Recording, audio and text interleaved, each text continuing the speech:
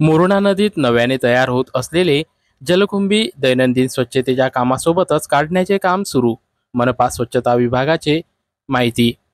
अकोला महानगरपालिका आयुक्त तथा प्रशासक डॉक्टर सुनील लहाने यांच्या आदेशान्वये आणि मनपा उपायुक्त गीता ठाकरे यांच्या मार्गदर्शनात अकोला शहराच्या मध्यभागातून वाहणारी मुरणा नदी पात्रातील अकोली ते रेल्वे पुलापर्यंतची जलकुंभीची काढण्याचे काम पूर्ण झाले असून मुरणा नदीत पुन्हा जलकुंभी वाढू नये यासाठी मनपा प्रशासनाद्वारा संबंधित स्वच्छता निरीक्षकांवर नदी जलकुंभी मुक्त ठेवण्याकरिता जबाबदारी निश्चित करण्यात आली होती। त्या अनुषंगाने मनपा स्वच्छता विभागाद्वारे दैनंदिन स्वच्छतेचे कामासोबतच मुरणा नदीत नव्याने तयार होणारी जलकुंभी काढण्याचे कामाला दिनांक 31 मे रोजी दुपारी 3 वाजतापासून सुरुवात करण्यात आली आहे।